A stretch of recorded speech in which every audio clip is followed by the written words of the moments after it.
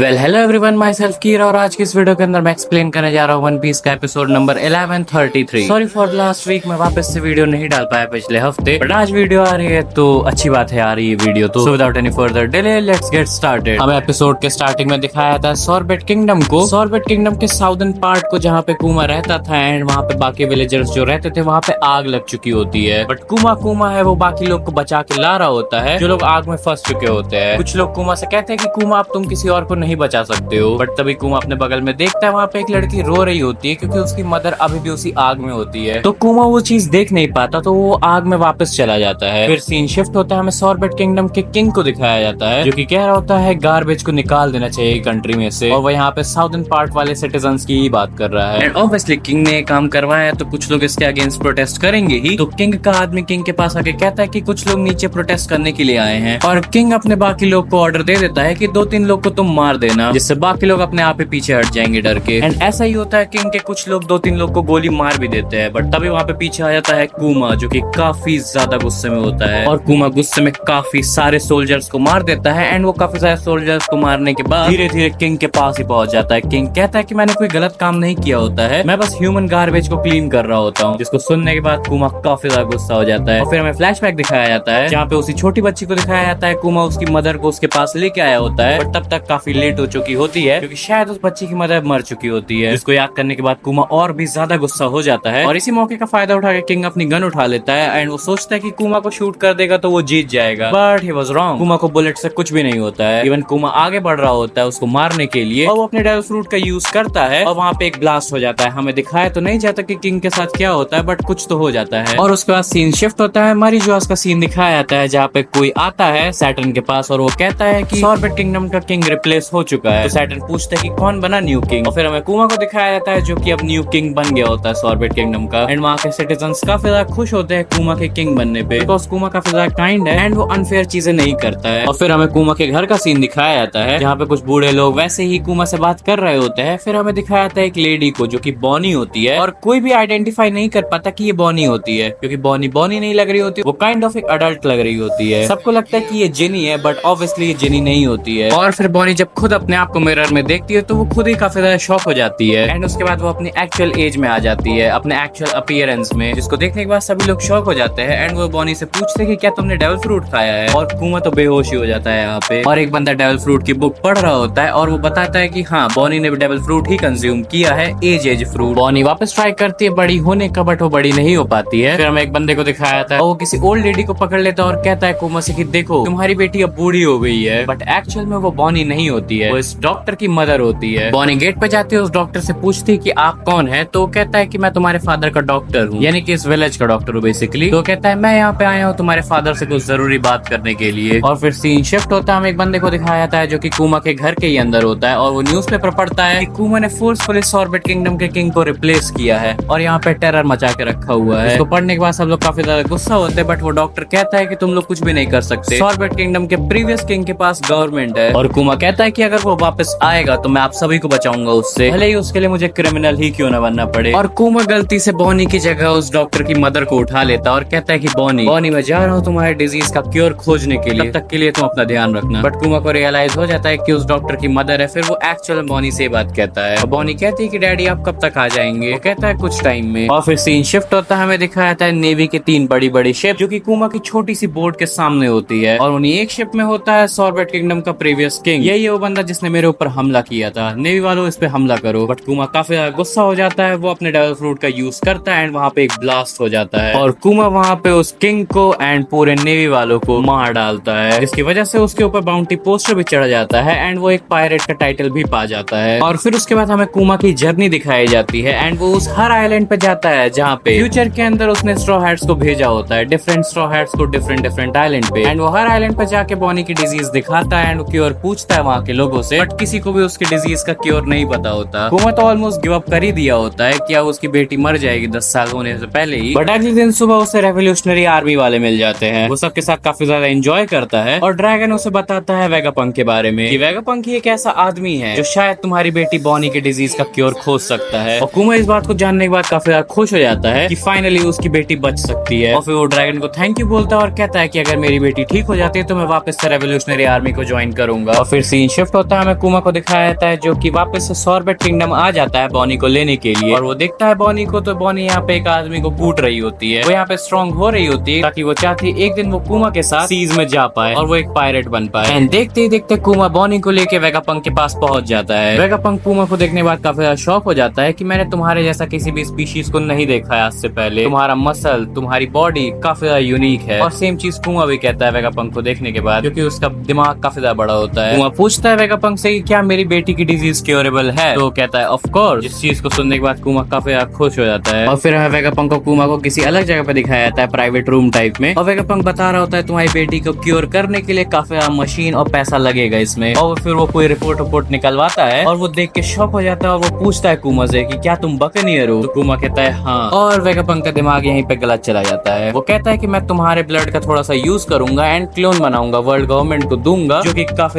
Powerful clones होंगे। और वैसे भी तुमने कहा है कि तुम्हारे पास इतने पैसे नहीं है कि तुम अपनी बेटी को क्योर कर पाओ, तो तुम अगर पैसे नहीं दे सकते हो तो तुम ये चीज जरूर कर सकते हो मेरे लिए। एंड कुमा एग्रीज, क्योंकि उसके पास ऑब्वियसली ज्यादा पैसे नहीं है। और कुमा वेगापंक से कहता है I am just a timid pacifist who want piece. और कुमा कहता है ये काफी अच्छा नाम है, मैं तुम्हारे क्लोन्स का नाम यही रखूंगा। एंड एज वी नो कि कुमा के क्लोन्स का नाम पैसिफिस्टास ही है। एंड इसी के साथ एपिसोड यहीं पे खत्म हो जाता है। आई होप तुम्हें वीडियो अच्छी लगी होगी, मेरी एक्सप्लेनेशन अच्छी लगी होगी, एंड मोस्ट इंपॉर्टेंटली तुम जिस चीज के लिए वीडियो देख रहे हो ये एपिसोड तुम्हें अच्छा लगा होगा। मैं मिलता हूँ तुमसे किसी अगली वीडियो के अंदर। वैसे परसों लुकिज्म की वीडियो आ जाएगी वेडनेसडे को मोस्ट प्रोबेबली, तो मैं तुमसे वहां पर मिलता हूँ। तब तक के thank you, bye bye, sayonara.